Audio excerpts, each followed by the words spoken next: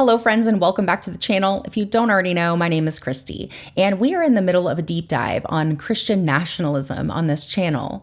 And Christian nationalism is this idea that America is a Christian nation and should be run as such.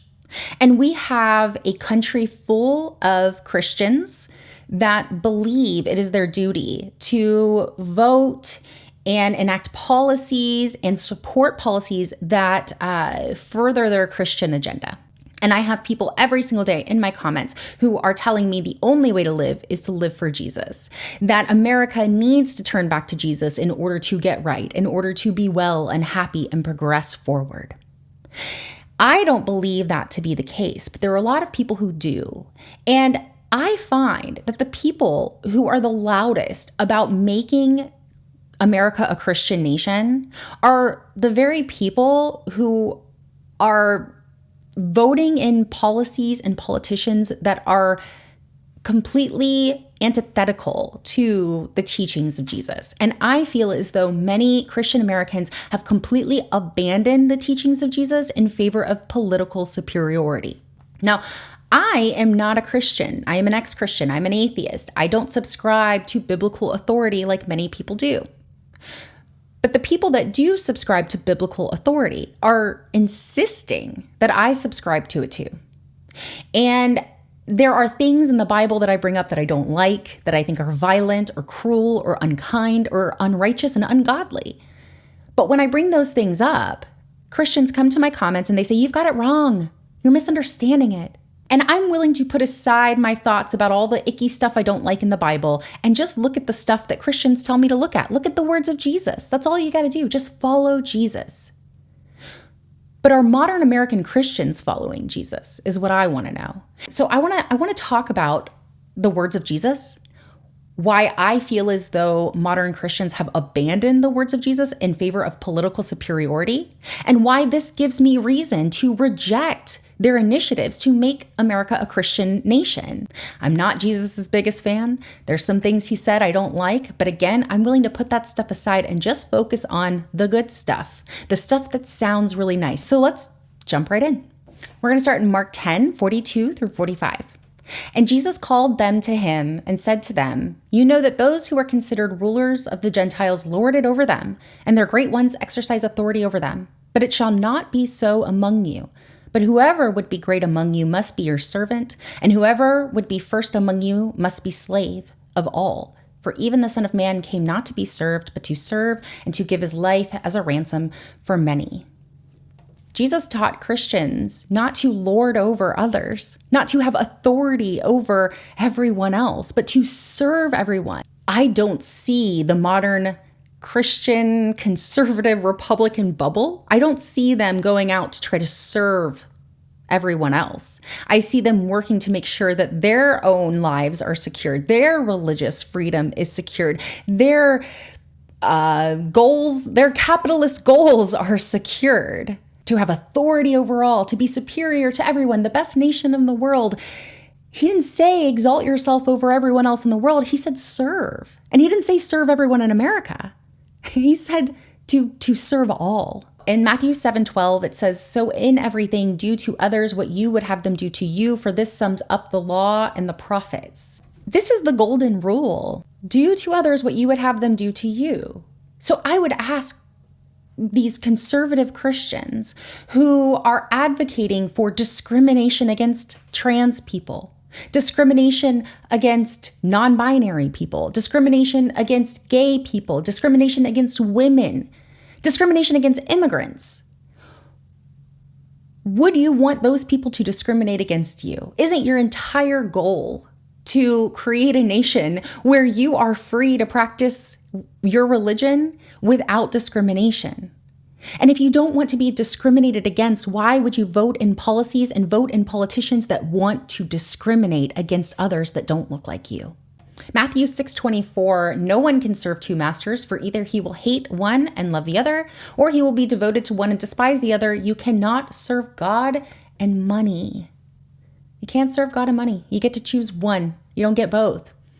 But how many Christians have justified their love of money and things and capitalism and, their love of billionaires in office. They support money. They like money. They want more money. Matthew 6:25, therefore I tell you, do not be anxious about your life, what you will eat or what you will drink, nor about your body, what you will put on. Is not life more than food, and the body more than clothing? Listen, I am the first one to understand that we are humans and that we want to survive. It is human nature to want to survive and to be able to afford eggs and afford housing. And right before this election, so many people were claiming that they were not voting for Trump because he was racist or fascist or, any of these other things. That's not the reason they're voting for Trump. How dare you say that about me? I'm voting for Trump because I can't afford groceries. My eggs are too expensive. My housing is too expensive. I can't find a job. That's anxiety. And I'm not a Christian. I'm not telling you how to live, and I understand it's human nature. But if a Christian truly believes in the words of Jesus, truly believes them, and believes that everything he said is true and you must abide by it, then this is literally saying do not be anxious. Don't be worried about how you're going to afford to feed your kids. Don't be worried about what's going to happen in the government. Don't be worried about leftist woke politics. Don't be worried about Joe Biden and the Democrats. Don't be anxious about your life. Don't even be anxious about what you're going to eat. I've got you. So if Christians really did follow Jesus and believe in Jesus, why are they so concerned about the economy? Why are they so concerned about what Democrats are doing or what anybody is doing? Why are they so anxious? Again, I'm not a Christian, and I don't agree that you shouldn't be anxious. I think anxiety can sometimes be a really good thing. It can be a driving force to help you. But Jesus said it, not me. He said, don't be anxious. Matthew 6:19-21, do not lay up for yourselves treasures on earth where moth and rust destroy and where thieves break in and steal, but lay up for yourselves treasures in heaven where neither moth nor rust destroys and where thieves do not break in and steal. For where your treasure is, your heart will be there also. At Trump's inauguration, he had a gaggle of billionaires supporting him. The last person on earth I would think that Christians would want involved in our government is the wealthiest man on the planet. So why are Christians supporting this? Why aren't Christians speaking up and saying, hey, why is our president buddy with the richest men in the world? And why are the richest men in the world influencing our government and politics? Matthew 23:12, whoever exalts himself will be humbled. Whoever humbles himself will be exalted. I don't even think that one needs commentary. Whoever exalts himself, are Christians not exalting themselves over the entire earth right now? Do they not only try to lord over us in the government, but now they're also trying to lord over the rest of the world? We have Donald Trump talking about expanding American territory. And we have Christians supporting his initiatives, supporting the things he says, voting for him because he says these things. That he wants to take over the world because we are the best nation in the world? Where in the Bible does Jesus tell you to consider yourself the best, superior? Are you not made from the same stuff that people in the Middle East are made of, that people in Canada, people in Mexico? Are they not God's children? Are the words of Jesus not applicable to their lives too? This superiority complex that we have, that Christians often have, where we are the best nation. That is quite literally exalting yourself. And Jesus says, whoever exalts himself will be humbled, and whoever humbles himself will be exalted. Matthew 5:43-44, you have heard it was said, you shall love your neighbor and hate your enemy. But I say to you, love your enemies and pray for those who persecute you. Many Christians in America have made enemies of anyone who isn't like them. Immigrants are enemies. They're criminals coming over to take over our country. When in reality, many immigrants are refugees seeking safety from a country that seeks to harm them. Gay people, trans people, women who want bodily autonomy, these are not the enemies of the Christian. Unless the Christian makes them their enemies, which is what happens. I'm a woman. I'm queer. I'm not trans, but I know trans people. I support them. I am an ally, but I am not the enemy of the Christian. I do not make myself the enemy. And in fact, I want to have productive conversations. I want to support their religious freedom. I want to work together to live in a world where we all practice our own beliefs or non-beliefs. We all live our own most authentic path. I don't want to be the enemy of the Christian, but the Christian has often made me the enemy of them. And so as their enemy, that they've decided I am their enemy, Jesus says, love your neighbor, or Jesus says, love your enemies and pray for those who persecute you. So if Christians really believe that I am persecuting them just by getting online and talking about how I don't agree with their religion, if they believe that I am persecuting them, then it is their job to pray for me and to love me. How often do we see Trump, religious political leaders, religious Americans, calling out their political enemies and talking about how they want revenge? When have you ever seen Trump suggest that we love our enemies? He makes enemies out of everyone. He makes enemies out of immigrants. He makes enemies out of leftists, out of people who were quote unquote woke. He makes enemies out of gay people, out of trans people, out of women. But he never suggests that we love them. John 16:33, I have said these things to you that in me you may have peace. In the world you will have tribulation, but take heart, I have overcome the world. If I was a Christian and I truly believed in the words of Jesus, I would have nothing to fear. I would not fear Satan. I would not fear the evils of the world. I would not fear a communist takeover. I wouldn't fear leftism and wokeism and gay people. I would not fear anything because I would believe that Jesus has already overcome the world. So when they say, oh no, Satan is taking over the world. Oh no, America is falling to this leftist agenda. We're all going down. We're collapsing.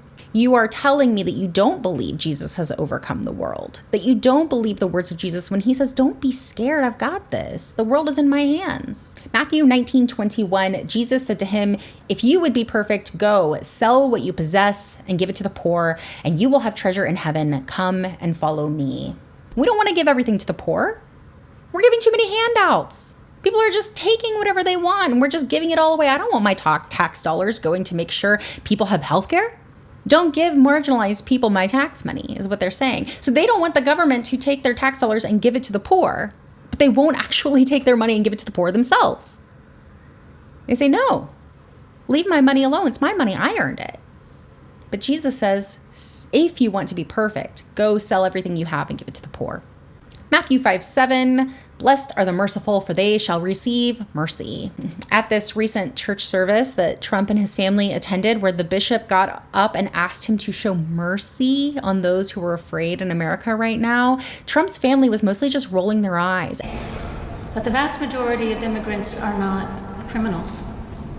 They pay taxes and are good neighbors.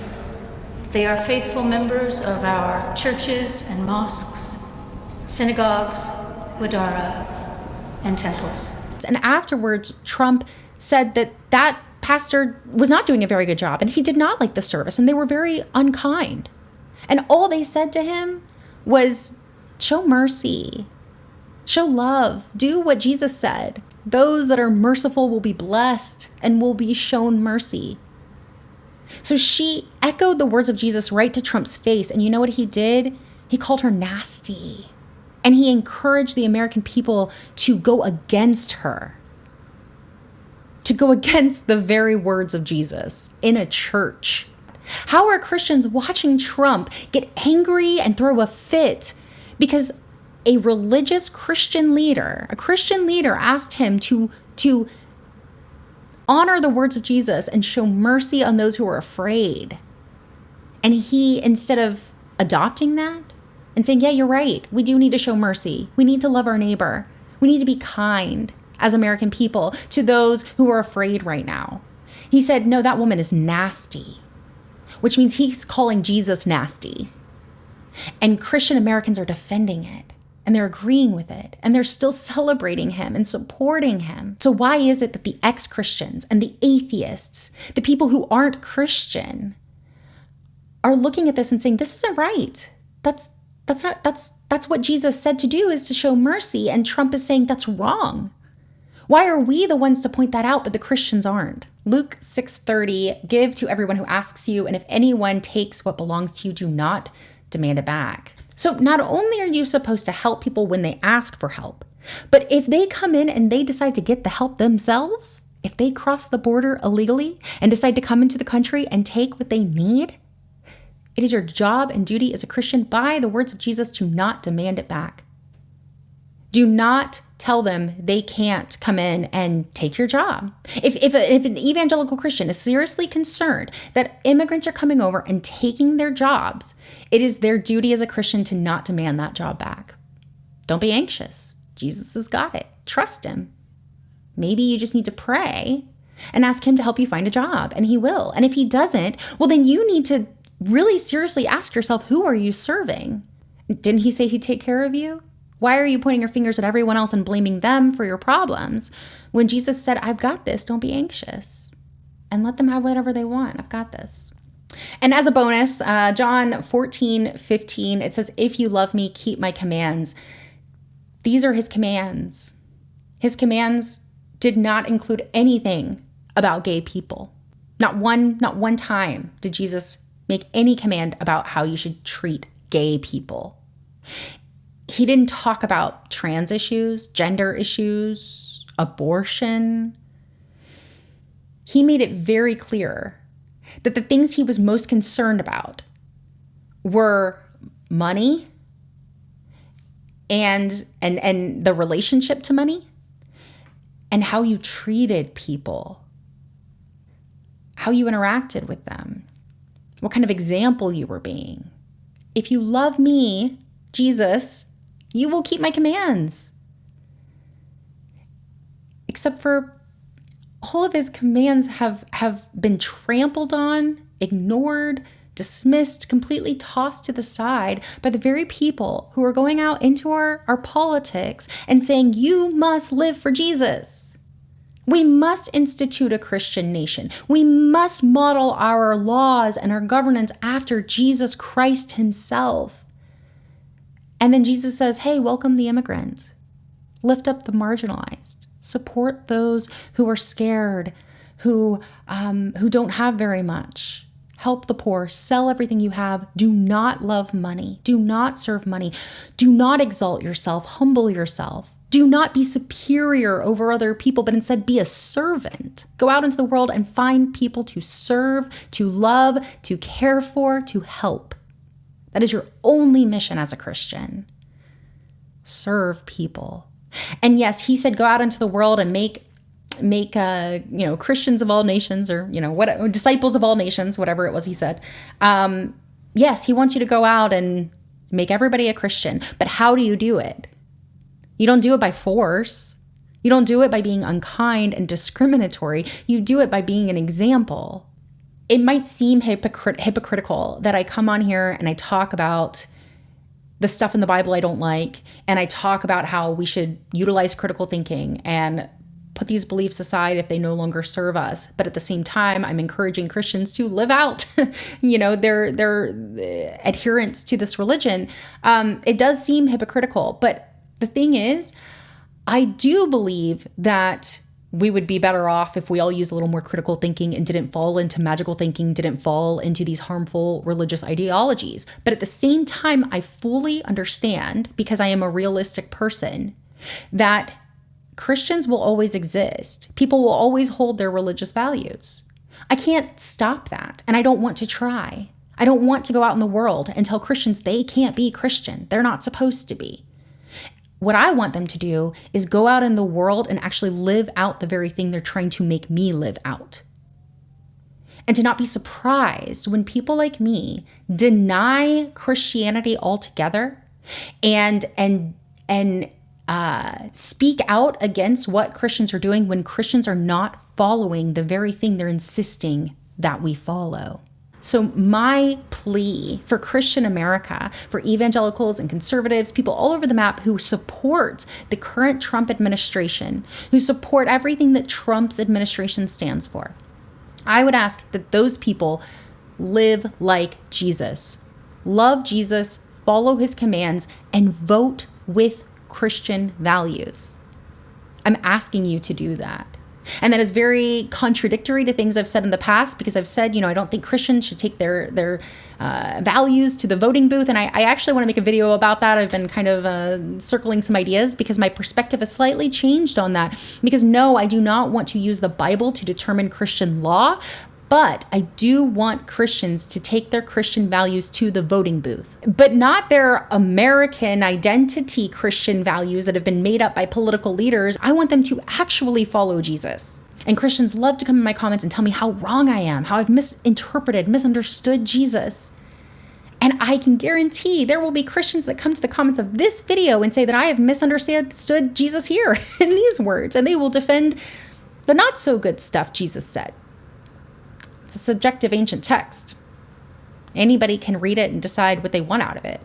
But there are things that were made very clear by Jesus himself. There were things that Jesus talked about over and over and over again and emphasized. And there were things that Jesus never even touched. And it's weird that modern American Christians are supporting policies that discriminate against things that Jesus never once talked about. They're so focused on these culture wars, but they never even consider that they need to be fighting against wealth hoarding, capitalism, the idea that Americans should only be out for themselves, to help themselves, rather than others. All of us, creating a country where we all can coexist. If you are watching this and you are a Christian, I hope that this spoke to you, and I hope that it encourages you to live more like Jesus. And I hope that those who are watching who are not Christian, who are atheists, who are angry at all of the religious people, and I hope that you will find middle ground, that you will have productive conversations, and that you will be able to use these verses to encourage people you know to follow Jesus, not to discourage them from being religious, not to try to control them or to tell them not to be Christian, but to encourage them to live out the very thing that they claim everyone should be living out. Maybe we just need to go a different way. Thank you so much for watching. That's all I've got today. And if you want to support me, you can comment, watch this to the end, share it. If you want to join as a member, you can do so. It's $4.99 a month. You can pay your Christian tithes each month. And the reason I made this video was not to rail against Christians or to judge Christians. The reason is so that they can better understand me and my position, where I'm coming from when I look at the country that I'm living in, and I feel very discouraged and afraid and confused by the fact that Christian America has propped up this administration that looks nothing like Christianity and the Christ that they claim. And I'm just pointing that out. Thank you so much for watching, and I'll see you next time.